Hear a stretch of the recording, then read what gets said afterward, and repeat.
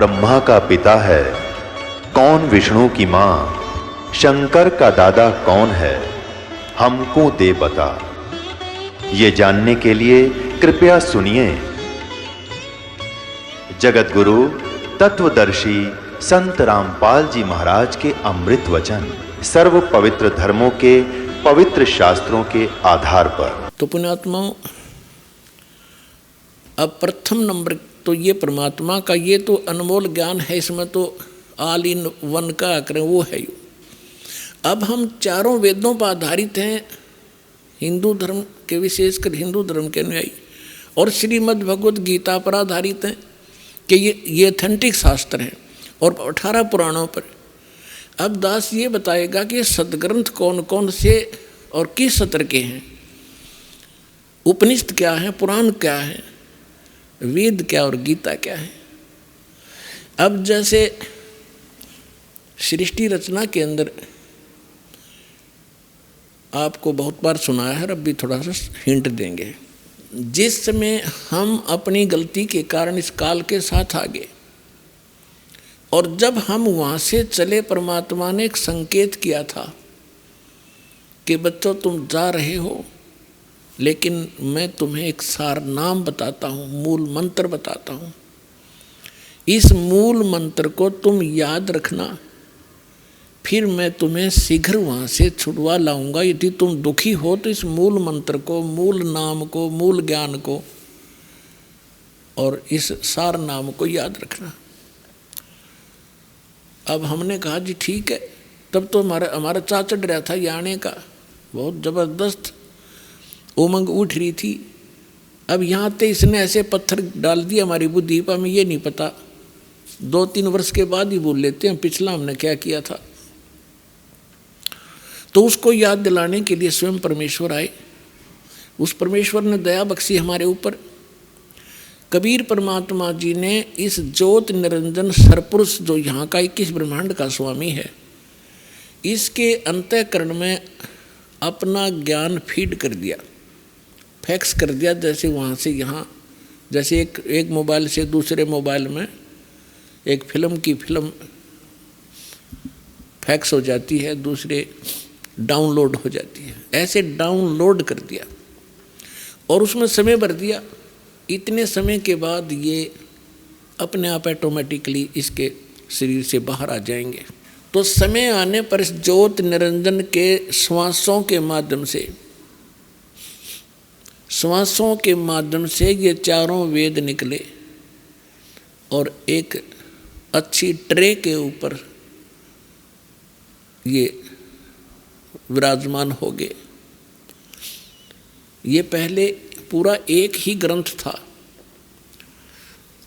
तो इस काल भगवान ने देखा कि इसमें क्या लिखा, मैं पढ़ूं। अब इसने पहले उस ज्ञान को पढ़ा कि परमात्मा की जानकारी है। जिसमें परमात्मा की विशेष जानकारी थी वो पोर्शन खत्म कर दिया, और भगवान के डर से इसने ये 4 वेद रख लिए, जिसका बाद में इनको 4 वेदों में विभाजित कर दिया गया। और जो मूल ज्ञान था, जो विशेष उसके अंदर डिस्क्रिप्शन था परमात्मा की महिमा का, इसने नष्ट कर दिया, खत्म कर दिया, दबा दिया। उस अक्षति की पूर्ति करने के लिए परमेश्वर को स्वयं आना पड़ता, ये ज्ञान आपको देने के लिए। चारों वेदों का ज्ञान इनकम्प्लीट है, श्रीमद् भगवत गीता का ज्ञान इनकम्प्लीट है, और पुराणों का ज्ञान तो इनकम्प्लीट है ही है, क्योंकि वो तो उसका ज्ञान दाता ही अन्य है। तो चारों वेद गॉड गिवन हैं, परमेश्वर कबीर जी के द्वारा दिए गए ग्रंथ हैं।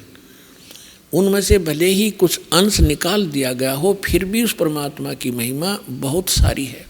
लेकिन वेदों में वो मंत्र नहीं है जिससे मोक्ष हो सकता है, ना ही पुराण श्रीमद् भगवत गीता में। इन वेदों में ज्ञान परमात्मा की महिमा का कलम तोड़ है।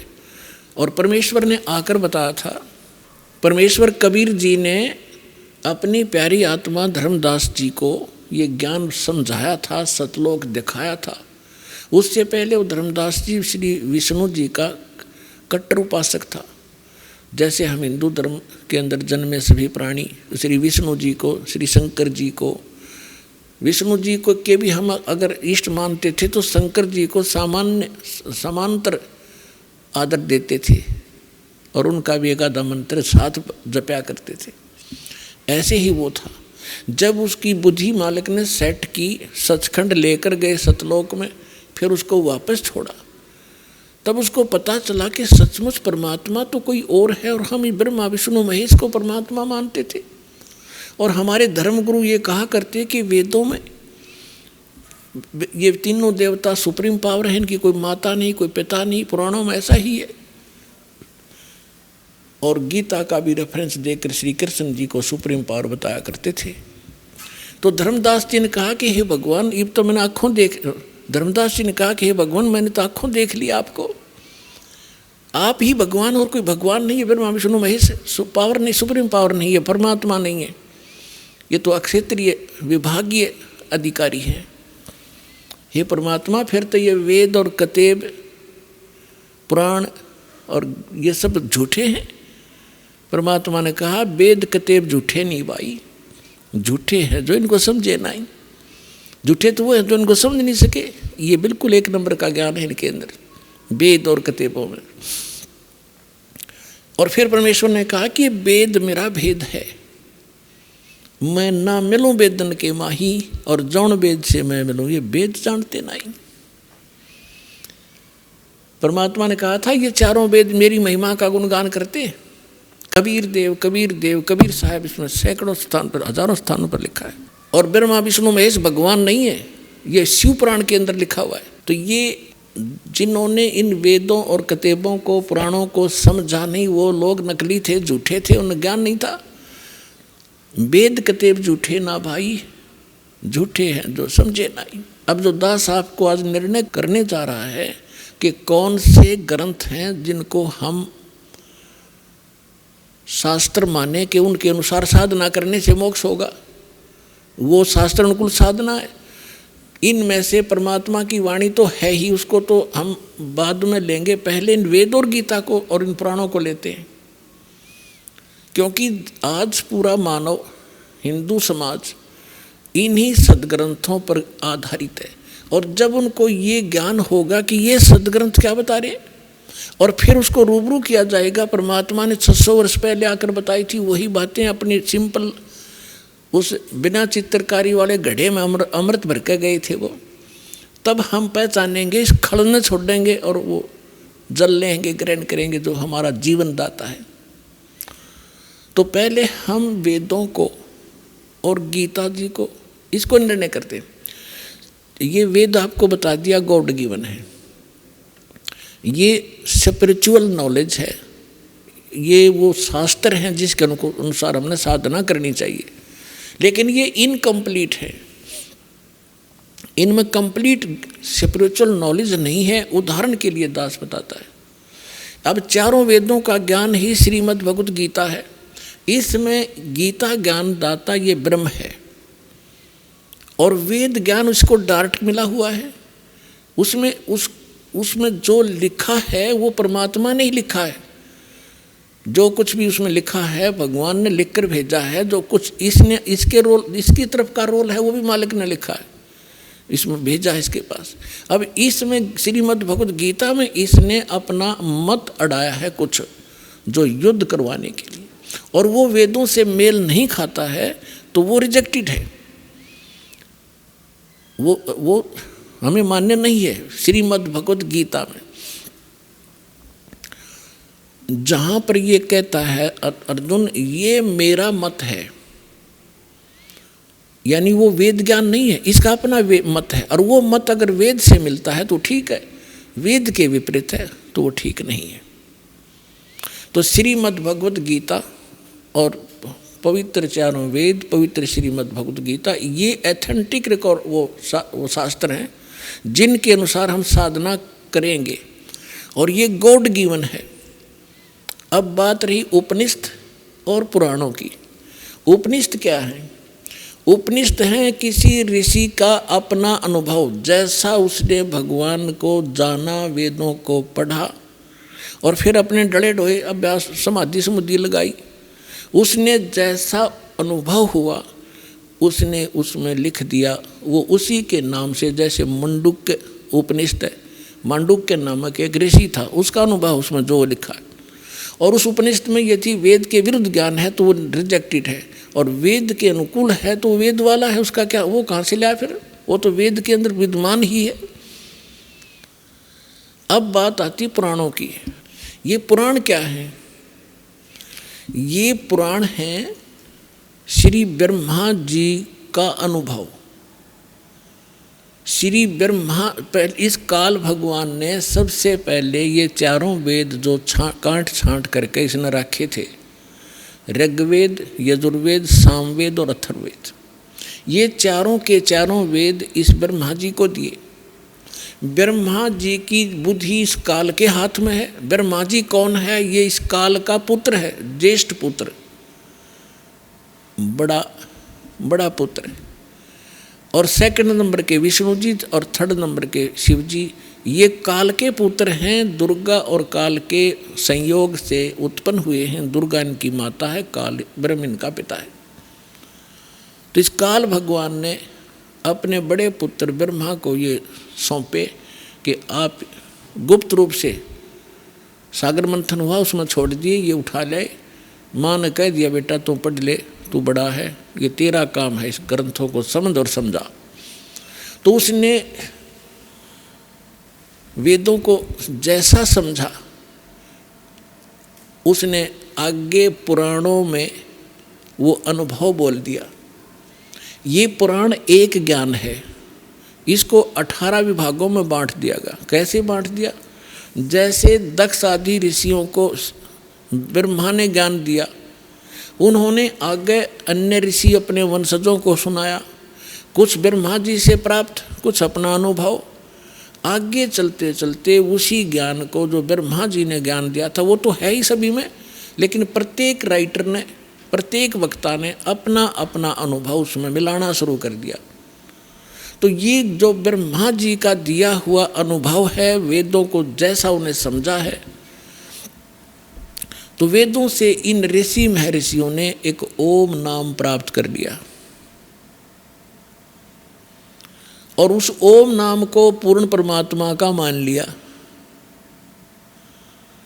जबकि यजुर्वेद अध्याय नंबर 40 के मंत्र नंबर 10 में स्पष्ट किया है कि कोई तो परमात्मा को संभवात कहता है। संभवात माने जन्म लेकर श्री राम और कृष्ण के रूप में अवतरित होता, जन्म लेता है, साकार। और कोई उसको असंभवात कहता है, यानी वो जन्म ही नहीं लेता, निराकार है। उसमें लिखा है कि वो परमात्मा कैसा है, जन्म लेता है या नहीं लेता है, वो तत्वदर्शी संत बताते हैं, उनसे सुनो।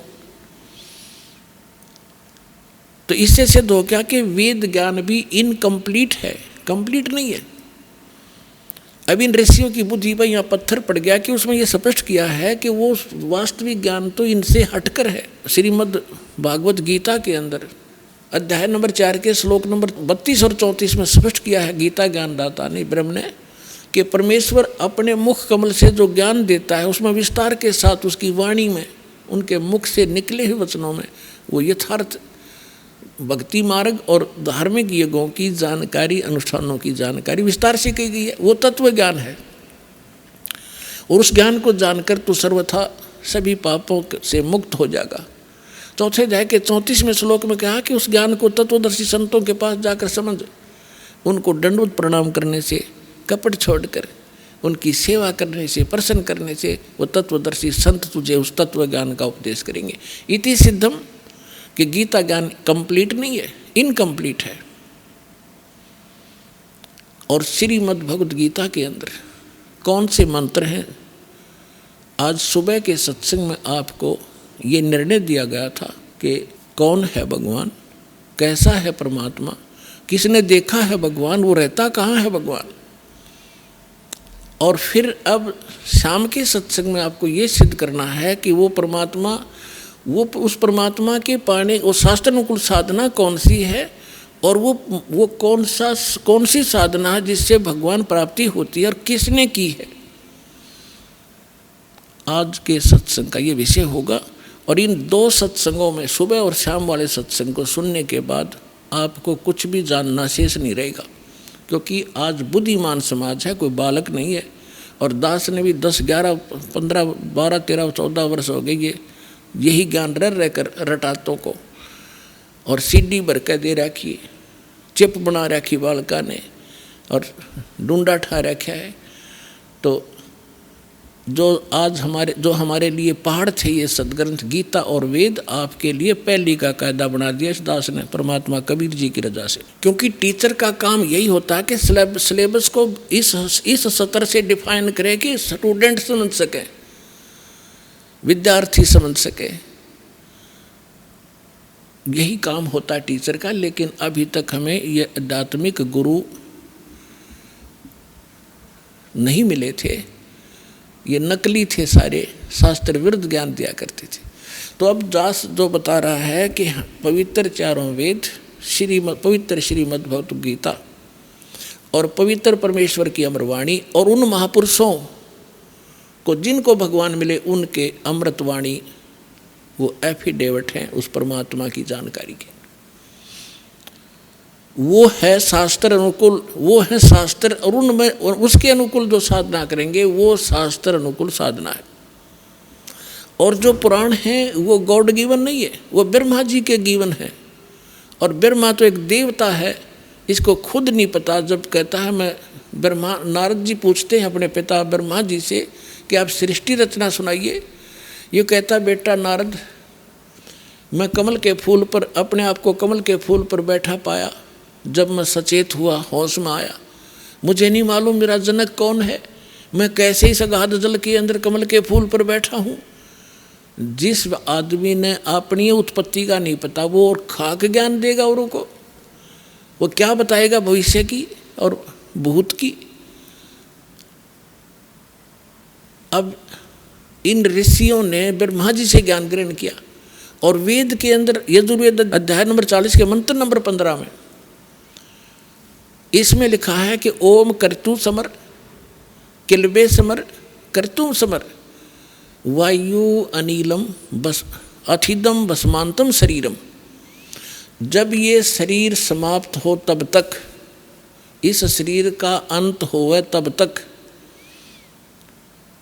और उस परमात्मा की भक्ति करती रहनी चाहिए। कैसे करे? ओम कर्तु समर, किलबे समर और कर्तुम समर। ओम नाम का जाप काम करते करते सिमरण करो, और विशेष तड़फ के साथ, कसक के साथ सिमरण करो, और मनुष्य जीवन का मूल कर्तव्य जान के ओम नाम का जाप करो। अब इन्होंने, ऋषियों ने इस मंत्र से ये ले लिया कि ये ओम नाम है उस परम पिता का। वेद कहते हैं वो भगवान, जैसे श्रीमद् भगवत गीता वेदों वाला ज्ञान है, और गीता ज्ञान दाता वही है जो ब्रह्म है, जिसने वेद ज्ञान दाता है। तो इसमें स्पष्ट किया है 18वें अध्याय के 62वें श्लोक में कि अर्जुन तू सर्वभाव से उस परमेश्वर की शरण में जा, उसकी कृपा से तो परम शांति को और सनातन परम धाम को प्राप्त होगा।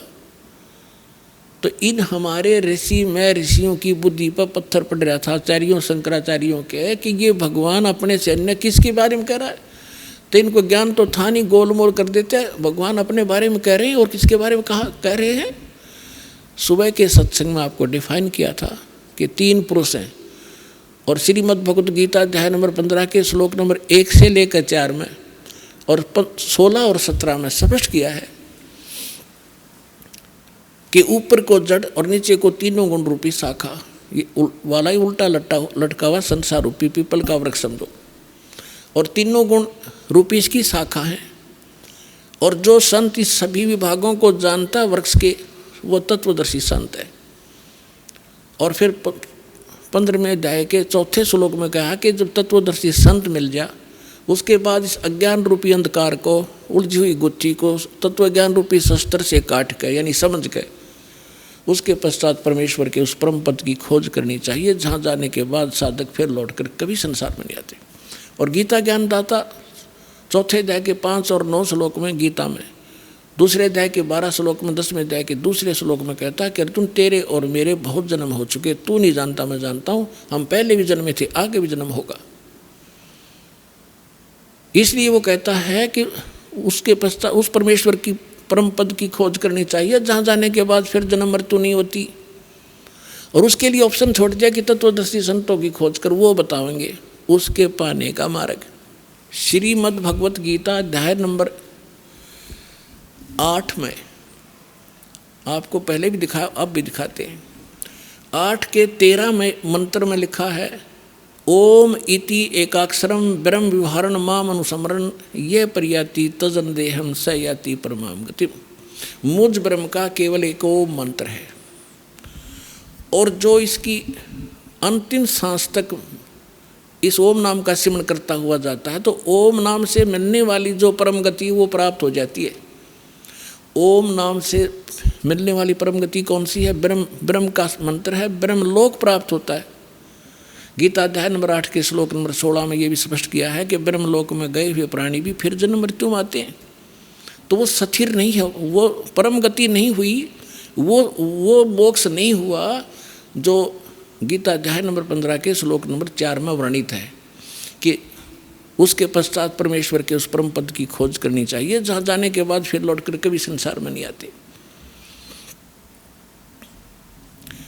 तो आज इस सत्संग में दास आपको ये क्लियर करना चाहेगा कि वो कौन से मंत्र हैं जिनसे मोक्ष होगा, वो शास्त्र अनुकूल साधना कौन सी है। और ये कंसेप्ट जब क्लियर हो जाएगा पुण्यात्मा, तो अपने आप मन को जगह नहीं रहेगी कि तब बकवाद गढ़न की या किसी नकली संत के बीच में बढ़न की। कितनी कोशिश कर लिए, आपके हृदय में वो उसका ज्ञान समावेगा नहीं। फिर आप भक्त बनोगे, फिर आप मोक्ष प्राप्ति करोगे, क्योंकि रास्ते में हमारे कोई काल के दूत दिशा चेंज कर देते थे। हम ठीक मार्ग पर चलाए भगवान ने, फिर दिशा बदल दी उन लोगों ने, हम धक्के खाते फिर रहे आज तक। तो दास ऐसा ज्ञान देगा, उस गॉड गिवन ज्ञान कबीर भगवान का, कि आपके सामने ब्रह्मा विष्णु महेश आ जाएंगे, उनको फेल कर दोगे आप।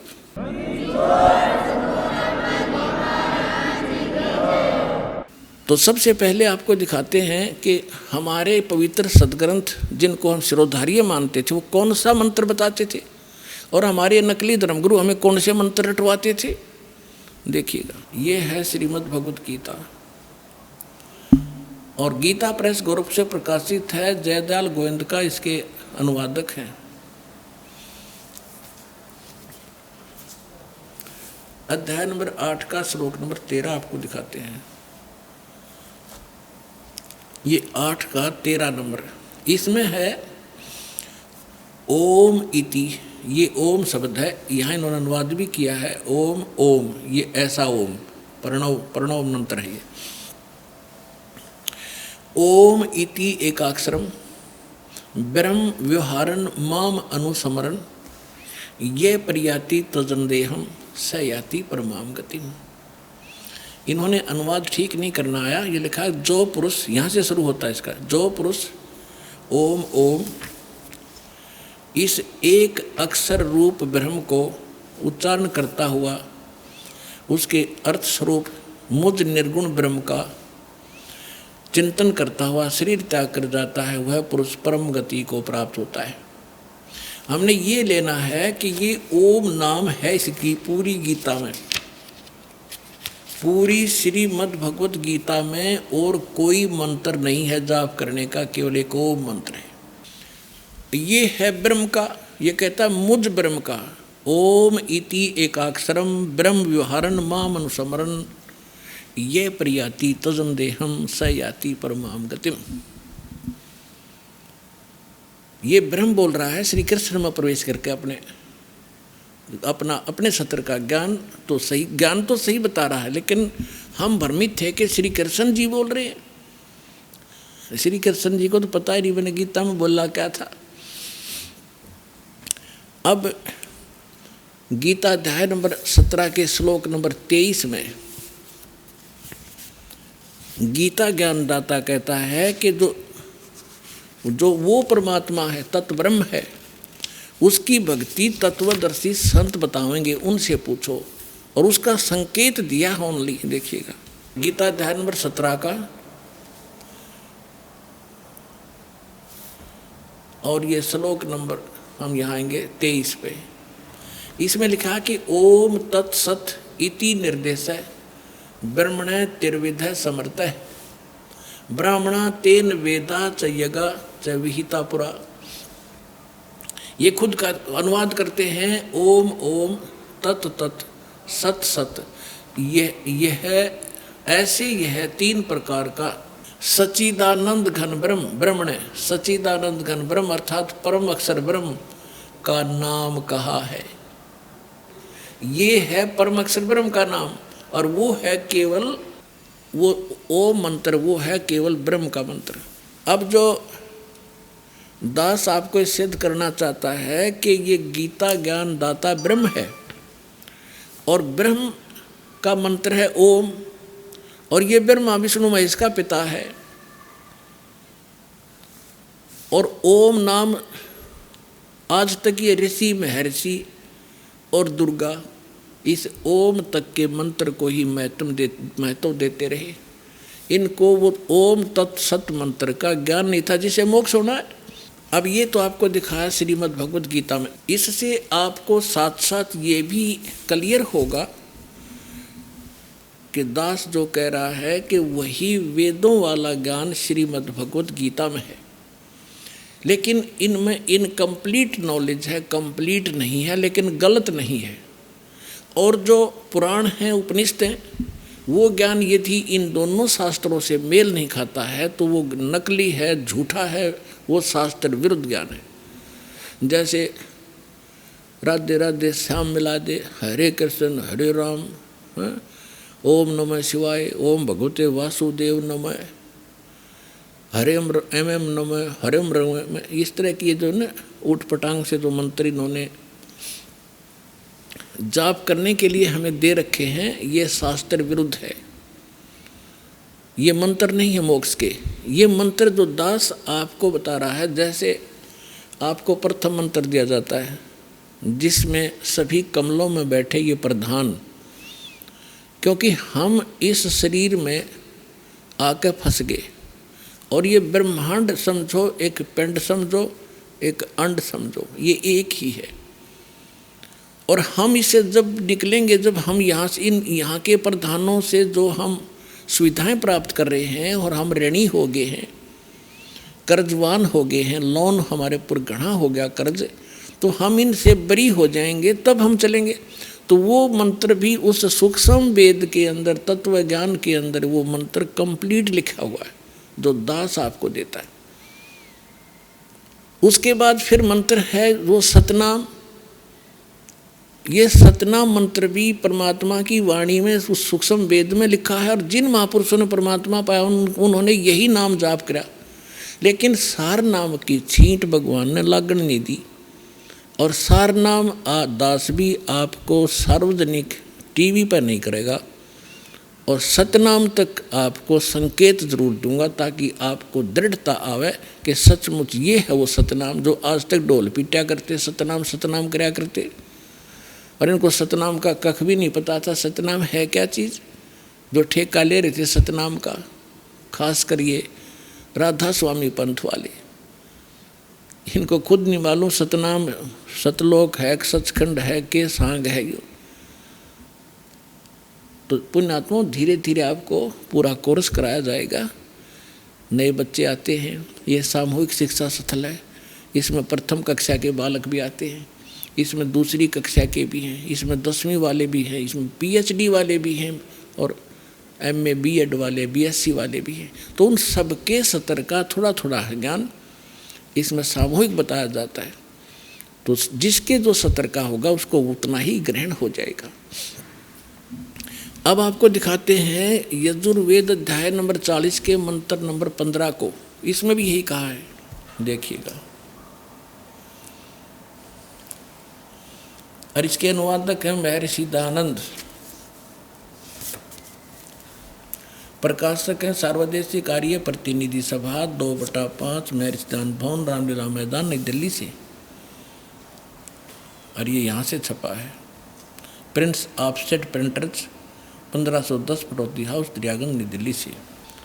ये देखिएगा यजुर्वेद भाषा भाष्यम 15वां अध्याय 40वां अध्याय, ये है 44वां अध्याय 40वां अध्याय।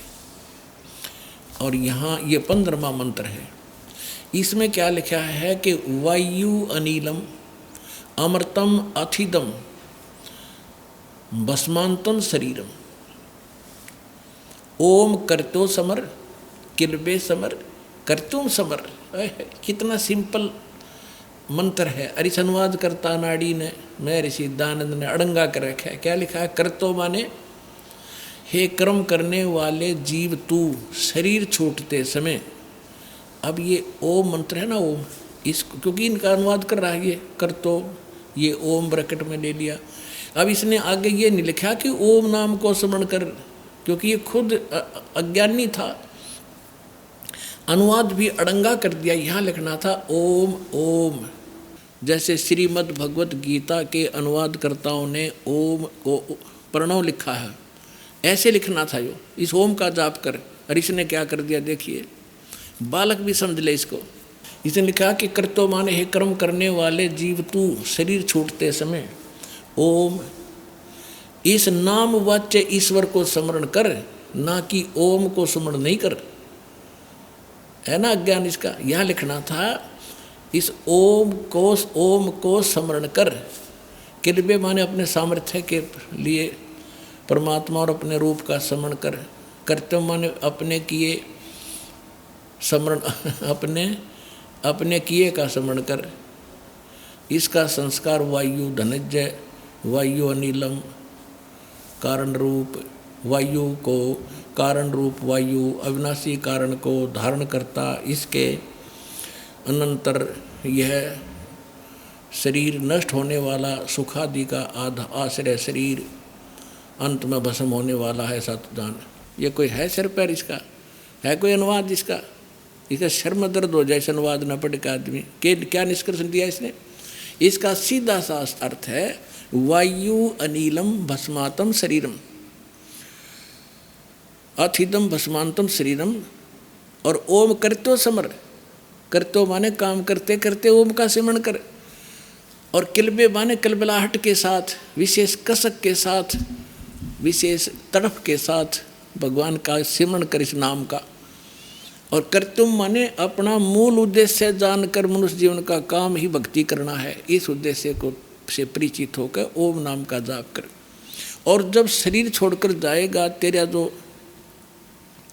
प्राण है, वायु माने प्राण जीव, तेरा जो जीव है, जब तू शरीर छूटेगा तेरा, उस समय इस ओम नाम के जाप से जितना अमृतो जो परम गति तेरी होनी है इस तक होएगी। और यही श्रीमद् भगवत गीता अध्याय नंबर 8 के श्लोक नंबर 13 में गीता ज्ञानदाता कहता ओम इति एकाक्षरम ब्रह्म विवरण माम अनुसमरण यह प्रयाति तजन देहम सयाति परमाम गति। मुझ ब्रह्म का केवल एक ओम मंत्र है। अब इन दोनों सदग्रंथों से मिलकर इसका निष्कर्ष सही निकलेगा। और तीसरा परमात्मा वाला ज्ञान तो सारा अंधेरा हटावेगा, उसको हम बाद में छेड़ेंगे। तो पहले आप इन जिन सदग्रंथों पर आधारित हैं इन्हीं में प्रमाणित किया जाए, ताकि आपकी बुद्धि आगे कैच करने योग्य हो कि आगे भी जो बोलेगा दास सारी सच्ची होंगी।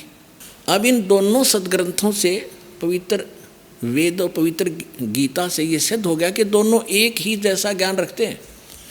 अब इसमें थोड़ा सा 40वें अध्याय का 10वां मंत्र और दिखाता हूँ आपको। ये देखिएगा, ये 44वां अध्याय 40वें अध्याय का, और ये मंत्र है 10वां। इसमें क्या लिखा है? हे मनुष्य, जैसे धीराणाम मेधावी योगी विद्वानों से, धीराणाम माने तत्वदर्शी संतों से जो वचन सुनते हैं, ये वेद ज्ञानदाता कह रहा है, जैसे गीता में कह रहा है जो का तुम। और वे जो लोग हमारे लिए विचक्षरे माने विस्तार पूर्व कहते हैं, जो वे लोग संभवात माने संयोग जन्य कार्यों से, असंभवात माने उत्पन्न नहीं होने वाले कारण से। ये तो अटपट कर रहा था, इन्हें तो भांग का टूटा मार के और बैठ जाता जो एंड बेंड अनुवाद कर दिया। मैं ऋषि मान्य रहे थे इसने। अब इसमें संभवात माने उत्पन्न होना, ये स्पष्ट है इन्हीं के शब्दों में। संभवात माने उत्पन्न, असंभवात माने उत्पन्न नहीं होने वाला, और संभवात माने जन्य यानी उत्पन्न होने वाला। संभवात माने उत्पन्न होने वाला, इसका सीधा सा अर्थ है कि कोई तो आहु माने कहते हैं, कोई तो कहते हैं कि परमात्मा उत्पन्न नहीं होता, और कोई कहते हैं कि परमात्मा उत्पन्न होता श्री राम और श्री कृष्ण रूप में।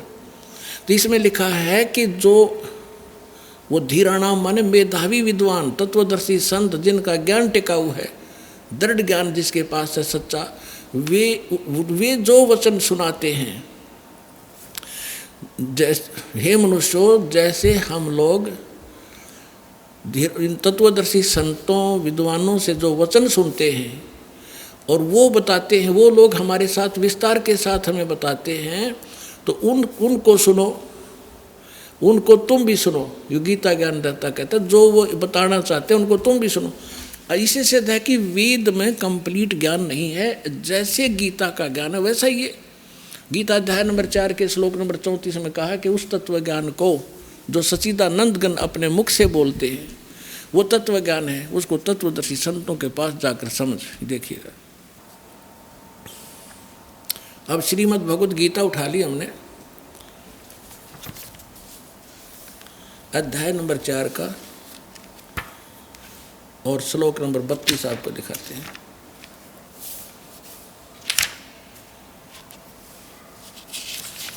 ये देखिएगा, गीता अध्याय नंबर 4 का ये श्लोक नंबर 32 है। इसमें इन्होंने यहाँ गड़बड़ कर दी। इसमें एक ब्रह्मणे शब्द है, ब्रह्मणे मुखे, इन्होंने अनुवाद किया है कि इस प्रकार और भी बहुत तरह के यज्ञ, यज्ञ माने यज्ञ यानी धार्मिक अनुष्ठान, इन्होंने ब्रह्मणे का अर्थ कर दिया वेद की वाणी में, मुखे माने वाणी में। यहाँ लिखना था सच्चिदानंद घन ब्रह्म परम अक्षर ब्रह्म ने जो अपने मुख कमल से बोली वाणी, उसमें अब ये ब्रह्म जहाँ ये विचलित हो गए वहाँ अनर्थ कर डाले इन्होंने, ब्रह्मणे का अर्थ यहाँ वेद लिख दिया।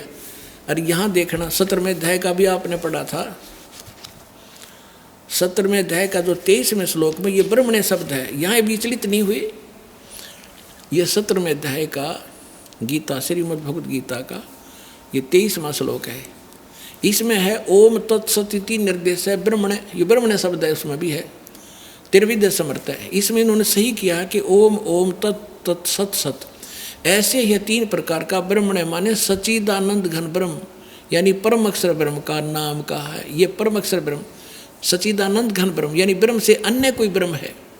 तो यहाँ इन्होंने ब्रह्मणे का अर्थ वेद की वाणी कर दिया। अब चौथे अध्याय का 32 में फिर आगे यहाँ लिखा है कि इस प्रकार और भी बहुत तरह के यज्ञ, यज्ञ माने धार्मिक अनुष्ठान, सच्चिदानंद घन ब्रह्म की वाणी, मुखे माने उसने अपने मुख कमल से बोली उस वाणी में, विस्तार से कहे गए हैं। उन सब को तू कर्म जान यानी काम करते करते, हठ योग से नहीं।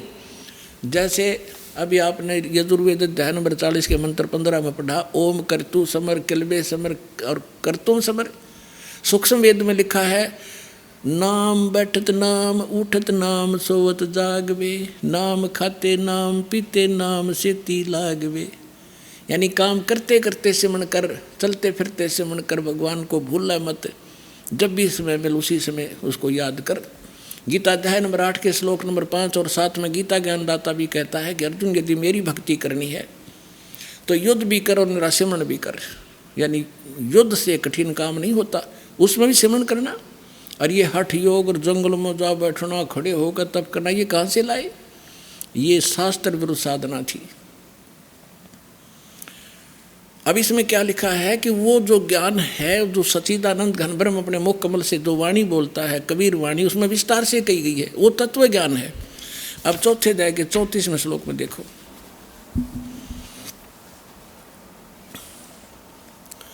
अब 34वें श्लोक में क्या कहा है कि जो ज्ञान, उस ज्ञान को जो सच्चिदानंद घन ब्रह्म अपने मुख से बोलते हैं, उस वाणी को, उस तत्व ज्ञान को, उस ज्ञान को तू तत्वदर्शी ज्ञानियों के पास जाकर समझ।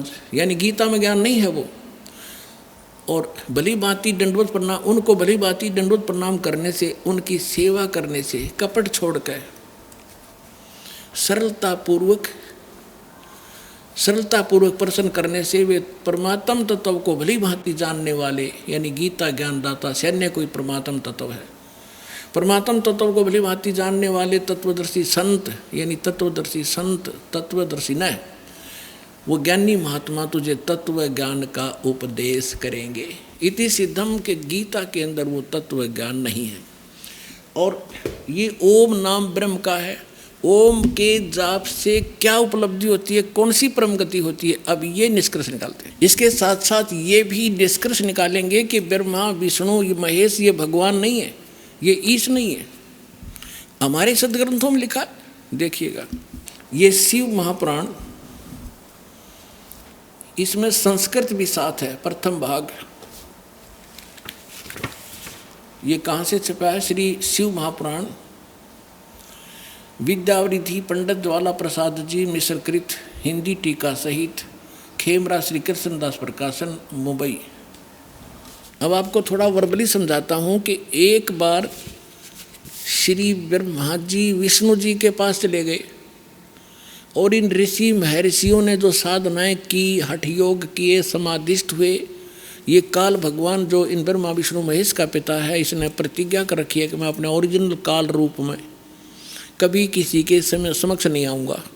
तो ये क्या करता है, जो ये ऋषि लोग समाधि लगाया करते, हठ योगी ने सीख रखा था, डले डौन की आदत थी, तो किसी को ब्रह्मा जी के रूप में दर्शन दे देता। जो ब्रह्मा जी को ये आम ऋषि अपने पास ही देखा करते थे साकार में, किसी को विष्णु जी के रूप में दर्शन दे देता, किसी को शिव जी के रूप में, अपने पुत्रों के रूप में। तो जो साधक था वो ये कहने लग जाते, भाई ये ब्रह्मा जी खुद भगवान है, ये अपने को छुपाए बैठे हैं। इस बात से ब्रह्मा जी फूल गए, मैं प्रजापिता हूँ। और जिनको विष्णु जी के रूप में दर्शन दिए उसने, वो विष्णु जी के गुणगान करने लगे कि ये सर्वेश्वर है, महेश्वर है, सारी सृष्टि के रचने वाले यही है। इस बात से विष्णु जी को भ्रम हो गया कि मैं भगवान हूँ। और इसी तरह शंकर भगवान की सती थी जानो। अब एक दिन ब्रह्मा जी चले गए विष्णु जी के पास। विष्णु जी अपने सारे नौकर नाकरों के पास आराम से लेटा था। यहाँ तक मान बढ़ाई हुई तो बहुत बुरी है ना। और ब्रह्मा जी आए, जब ये खड़े नहीं हुए और न ही सत्कार किया, अक्कदे मेरी बेइज्जती हो जाए, विष्णु जी ने सोची। तो ब्रह्मा जी ने कहा कि मैं तेरा बाप आया हूँ और तू मुझे देखकर आकड़ पाड़ा है। विष्णु जी बोला कि मैं तेरा बाप हूँ, तो मेरी नाभि कमल से उत्पन्न हुआ है। ब्रह्मा जी कहने लगे कि नहीं, सारा संसार मेरे से उत्पन्न हुआ है और मैं सर्वेश्वर हूँ, सबका उत्पन्न करता हूँ। इस बात पर दोनों का झगड़ा हो गया। फिर ये काल ने इनके बीच में एक लिंग खड़ा कर दिया, तेजों में स्तंभ, बहुत लंबा चौड़ा। ये झगड़ा भूल गए, उसका और छोर खोजन लगे। ये पुराण में लिखा है, विष्णु पुराण। फिर वो खुद आ गया अपने पुत्र शिव जी का रूप बना के, और फिर लग गया इनको ज्ञान देने कि तुम भगवान नहीं हो, अपने आप को भगवान मान बैठे। ये देखिएगा, अब हम इस पुस्तक से आपको क्लियर करेंगे। श्री शिव महापुराण विद्यावरिधि पंडित ज्वाला प्रसाद जी मिश्रकृत, हिंदी टीका सहित, खेमरा श्री कृष्णदास प्रकाशन, मुंबई। इसके ये देखिएगा, विद्वेश्वर संहिता है ये, 11 पृष्ठ पे विद्वेश्वर संहिता, अध्याय 6, भाग 1। इसमें लिखा है, नंदी केश्वर बोले, जो शंकर भगवान का वाहन है, नंदी केश्वर बोले कि हे योगेंद्र, आगे एक समय विष्णु भगवान शेष सैया पर अपने गुरुडादि पार्षदों से संयुक्त लक्ष्मी सहित शयन करते थे, लेटे हुए थे। उस समय ब्रह्म ज्ञानियों में श्रेष्ठ ब्रह्मा जी अपनी इच्छा से वहाँ आए। सब प्रकार से सुंदर सेज पर शयन करते हुए कमल लोचन विष्णु जी से पूछने लगे, तुम कौन हो जो मुझे देखकर अभिमानी पुरुष के समान सहन करते हो हे वत्स, हे बेटा। ब्रह्मा जी बोले विष्णु ने, विष्णु जी से कहने लगे कि हे बेटा उठो, मैं तेरा जनक आया हूँ। हे वत्स उठो, देखो मैं तुम्हारा स्वामी आया हूँ। आए हुए स्वामी, आए हुए गुरु को देखकर, गुरु माने बड़े को, जो अभिमान करता है उस द्रोही मूड का प्रायश्चित होना उचित है।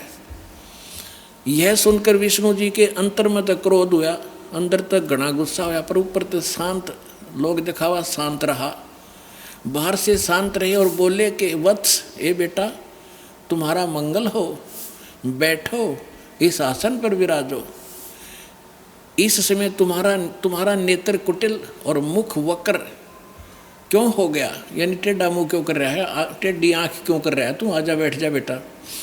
ब्रह्मा जी बोले हे वत्स, हे बेटा विष्णु, तुमको समय के प्रभाव से अभिमान है।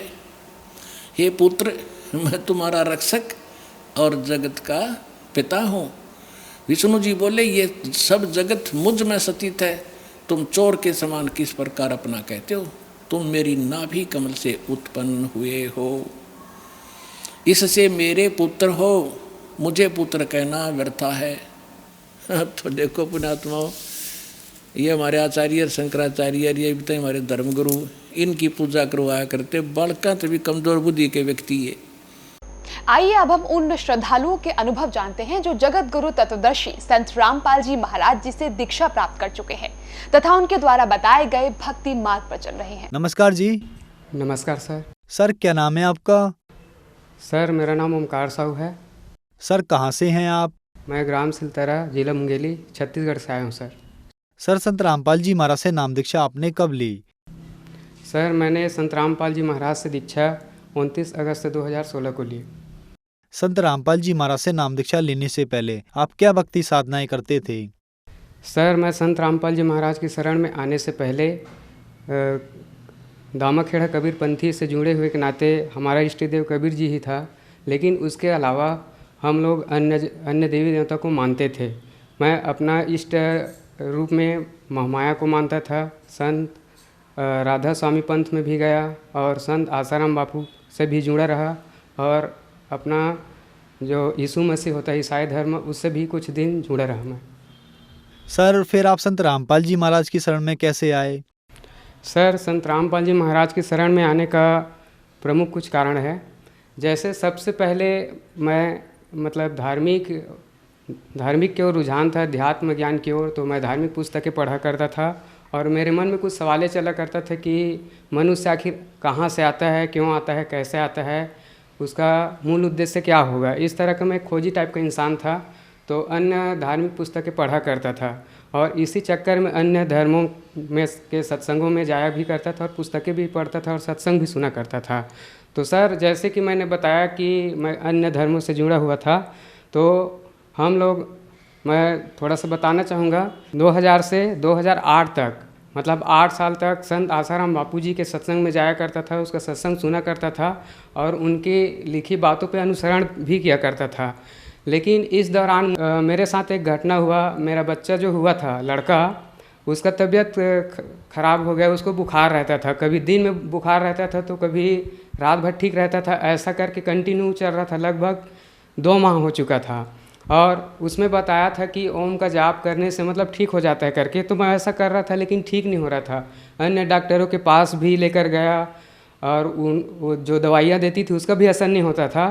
तो एक दिन मेरा मतलब मैं परेशान हो गया था और घर में बगैर बताया मैं घर को छोड़ के अपने बीवी और बच्चे को रख के रायपुर है, वहाँ पे संत आसाराम बापू का आश्रम है, वहाँ जाने के लिए निकल गया। सर तो मैं बताना चाहूँगा कि मैं शाम को 7 बजे रायपुर के बस स्टेशन पहुंचा और वहाँ पे मुझे लगभग 8 बज गया।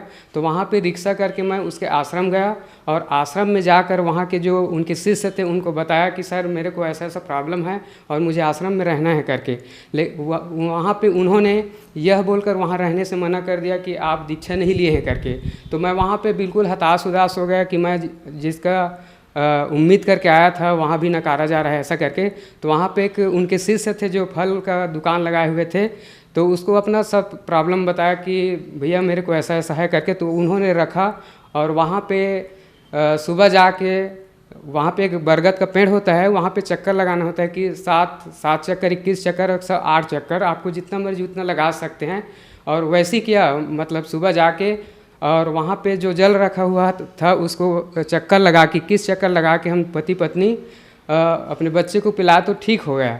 तो वहाँ फिर मैं आ गया सर। उनके सत्संग में जाता था तो वहाँ पे मुझे एक बात अच्छी नहीं लगती थी कि वहाँ पे मतलब ना तो खाने को मिलता था ना पीने को मिलता था, और हर एक चीज़ जो है महंगी मिलती थी। संत आसाराम बापू जी के जो सत्संग होता था वहाँ पे, वो सब चीज़ें मुझे अच्छा नहीं लगा और मैं उसको छोड़ दिया। उसके ऊपर से विश्वास टूट गया और उसके बाद फिर हम लोग ईसाई धर्म से जुड़ गए।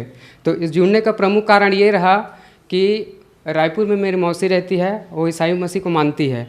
तो वहाँ पे मेरी माँ गई हुई थी और उन्होंने वहाँ पे प्रार्थना की कि अगर आप सच्चे प्रभु हैं तो मेरे नशा को छुड़वा दीजिए करके। फिर हम लोग कंटिन्यू उसको मार रहे थे, यीशु मसीह को। तो सर बताना चाहूँगा, इसी के दौरान यीशु मसीह को मानते हुए मेरी माँ की तबीयत अचानक ख़राब हुई सन 2013 में। और जैसे नॉर्मल एक बुखार की तरह उसका तबीयत ख़राब हुआ और धीरे धीरे वो बढ़ते हुए मतलब एक विकराल बीमारी के रूप में परिवर्तित हो गया। तो उसका जो खाना और पीना है वो छूट गया धीरे से। जो भी खाना खाती थी वो तुरंत उल्टी हो जाता था और जो पानी भी पीती थी वो भी उल्टी हो जाती थी। उसके बाद हम लोगों ने पहले तो मतलब छोटे छोटे डॉक्टरों को दिखाया, उसके बाद बड़े डॉक्टरों के पास गए, बिलासपुर गए और मुंगेली गए। वहाँ पे एक्सरा वगैरह कराए तो वहाँ के डॉक्टर ने बताया कि इसको कैंसर हो गया है और इसका जो है लास्ट स्टेज है और ये नहीं बचेगी करके। अब उसके बाद मतलब एक पूरी तरह से हम लोग हार गए कि इसको कैंसर हो गया है तो मतलब ये अब नहीं बचेगी, तो मतलब जितना भी दिन जी रही है तो जीने दे ऐसा करके। उसके बाद एक कबीरपंथी होने के नाते मुझे दामाखेड़ा से एक उम्मीद जगा कि अगर कबीरपंथी है तो कहीं ना कहीं मतलब दामाखेड़ा सबसे बड़ा है ऐसा करके। और मैं वहाँ पे गिरिध मुनि नाम साहब के नाम से वहाँ पे एक हॉस्पिटल है, उस पर एक आखिरी उम्मीद लेकर गया था। तो वहाँ पे जैसे ही गया तो वहाँ का जो डॉक्टर है उसने मेरे माँ को एक टेबलेट दी। तो जैसे ही टेबलेट को मुंह में डाली और पानी ली तो तुरंत उल्टी हो गया। फिर वहाँ का जो डॉक्टर है हम लोगों को मतलब डांटते हुए वहाँ से भगाने लगा। तो मैं मतलब रोने लगा वहाँ पे और बोला कि सर आप कम से कम इसको उल्टी का दवाई दे दीजिए करके। फिर वहाँ से निराशा हो के मैं आ गया। अब उसके बाद हम लोग बिल्कुल हार के हताश उदास बैठे हुए थे। तो गांव की ही एक औरत है, उन्होंने कहा कि भाटापारा में कोई भैया है तो वो लोग कबीर को मानते हैं, आप उनके पास एक बार जाके देखिए, हो सकता है कि ठीक हो जाए ऐसा करके। तो मैं अपनी माँ को लेके भाटापारा आ गया एक भैया के पास जो संत रामपाल महाराज जी के शिष्य हैं। उन्होंने मेरे को ज्ञान गंगा बुक खोल के दिखाया कि मतलब आप धरती पे संत रामपाल जी महाराज के रूप में स्वयं कबीर जी आए हुए हैं और हमें सद्भक्ति करना चाहिए। तो आप अपने माता को लेके जाइए और चापा नामदान केंद्र है वहाँ पे दीक्षा दिलाइए करके, ये ठीक हो जाएगा कि। तो जैसे ही भैया ने कहा मैं मतलब कुछ 1-2 दिन के अंदर में उसको वहाँ लेके गया और नाम दीक्षा दिलाया। नाम दीक्षा दिलाते ही मेरी माँ ठीक हो गई। संत रामपाल जी महाराज से नाम दीक्षा लेने के बाद आपको क्या लाभ मिले? सर मैं जैसे ही मेरी माँ ठीक हुई थी तो मेरा एक विश्वास जग गया कि मतलब दुनिया में परमात्मा है करके। इस दौरान एक ऑफिस में काम कर रहा था मैं कंस्ट्रक्शन लाइन में। तो वहाँ पे एक बुरी आदत लग गई थी मेरे को चाय पीने की। जब भी भूख लगता था मैं जी भर के चाय पीता था। तो इस तरह से मेरा खाना जो है बिल्कुल टूट चुका था और 4 से 5 महीना हो गया था। इसके लिए मैं वहाँ पे इलाज कराया था, दवाई लिया था टेबलेट का, तो उसका कोई असर नहीं हो रहा था सर। तो मैं आपको बताना चाहूँगा सर कि इसी दौरान घर से एक फ़ोन आई और वहाँ पे बताया गया कि मेरी माँ का जैसा तबीयत मतलब पहले था वैसा ही फिर से मतलब दोबारा ख़राब हो रहा है करके। तो मैं तुरंत यहाँ आया। तो जैसे अपना MP और छत्तीसगढ़ का बॉर्डर है सर अमरकंटक, उसको क्रॉस किया, मैं ट्रेन से आ रहा था तो मेरे हाथ पैर और शरीर में इतना दर्द चालू हुआ कि मैं आपको बता नहीं सकता सर। मैं चलने में असमर्थ था वहाँ पे। तो एक वो प्रॉब्लम था। अब जैसे ही मैं घर आया तो यहाँ पे भी उसका इलाज कराया सर, अपना जो भी डॉक्टर होता है वहाँ से, लेकिन दवाई का असर नहीं हो रहा था। तो 8 दिन के अंदर में सर मैं 29 अगस्त 2016 को अपने माँ को और मैं खुद और अपने पत्नी को लेके फिर से चांपा गया सर। वहाँ पे जैसे ही मैंने गुरु संत रामपाल जी महाराज के जो तस्वीर लगा हुआ था उसको दंडवत किया, मैं ठीक हो गया सर। तो वहाँ पे मुझे पूरा यकीन हो गया कि मतलब पूर्ण परमात्मा है करके, और मैंने वहाँ से दीक्षा लिया था सर। अब और बताना चाहूँगा, अभी 2018 और 19 के बीच में मेरी उसकी जो गर्भाशय है उसमें कुछ घाव वगैरह हो गया था। डॉक्टर इलाज कराने से पता चला था और डॉक्टर ने कहा था कि आपको कंटिन्यू दवाई खाना पड़ेगा ऐसा करके। तो 2 साल तक हम लोगों ने दवाई खिलाई थी सर। और उसके बाद दवाई चल ही रहा था तो मैं इस दौरान सत्संग सुनता था और बुक भी पढ़ता था। तब मेरे मन में मतलब तत्व ज्ञान जो होता है सर उसको मैंने समझा कि मतलब भक्ति करना चाहिए करके। और उसके बाद फिर मैंने सोचा कि अब हमें नामदान मतलब नाम दीक्षा फिर से लेना चाहिए करके सर। तो उसके बाद 3 जुलाई 2020 में हमने फिर से पुनः उपदेश लिया सर। और मेरी जैसे हम लोगों ने पुनः उपदेश लिया तो पत्नी की जो तबीयत खराब थी पूरी तरह से ठीक हो गया सर। सर, समाज में एक आम धारणा है कि गुरु नहीं बदलना चाहिए, लेकिन आप दामाखेड़ा पंथ में गए, राधा स्वामी पंथ में गए और आपने आसाराम बापू जी को भी अपना गुरु बनाया। इसके अलावा आप ईसाई धर्म में भी गए। तो सर, क्या आपने गुरु बदलकर ठीक किया? नहीं सर, मुझे नहीं लगता कि मैंने गुरु बदल के कोई पाप किया है।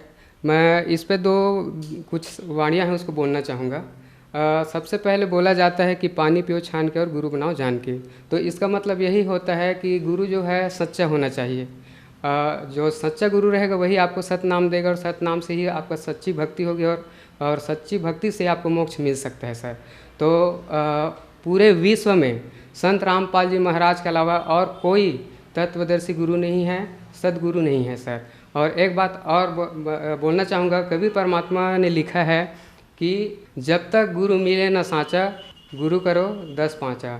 तो इसका मतलब ये होता है कि जैसे हमें कोई बीमारी है तो हम तब तक अन्य डॉक्टरों के पास जाते रहते हैं जब तक हमें पूरी तरह आराम न मिल जाए। तो इसी तरह हमें उस गुरु को तलाश करना होगा जो हमें पूर्ण मोक्ष दे सके। तो इसके लिए आपको चाहे जितना भी गुरु बदलना पड़े, 10 5 जितना भी हो, तो बदलना चाहिए, उसमें कोई पाप नहीं है। सर, संत रामपाल जी महाराज की शरण में आने के बाद आपको बहुत सारे लाभ मिले। आज टीवी पर आपको लाखों दर्शक देख रहे हैं और वो भी किसी न किसी बीमारी से ग्रस्त हैं और संत रामपाल जी महाराज से नाम दीक्षा लेना चाहते हैं, तो कैसे ले सकते हैं? सर, मुझे देखने वाले मेरे जितने भी भाई बंधु हैं उनको मैं कहना चाहूँगा कि ज़्यादातर अभी के जो युवा है वो मोबाइल में ज़्यादा बिजी रहते हैं, कार्टून देखते हैं और फालतू के वीडियो देखते हैं। तो वो संत रामपाल जी महाराज का उसमें सत्संग सर्च करें और देखें।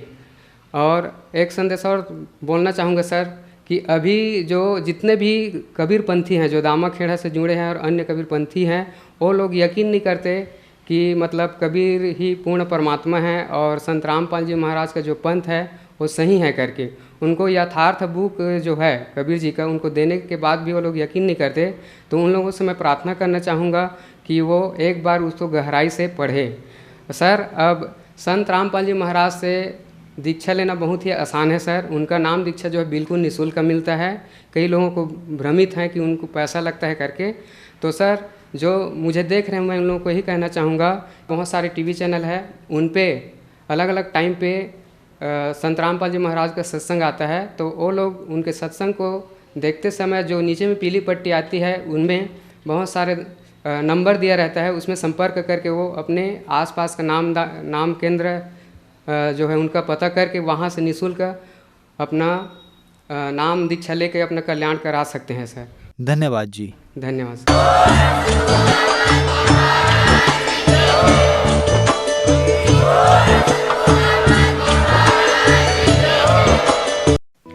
आप सुन रहे थे जगत गुरु तत्वदर्शी संत रामपाल जी महाराज के मंगल प्रवचन। अधिक जानकारी के लिए संपर्क करें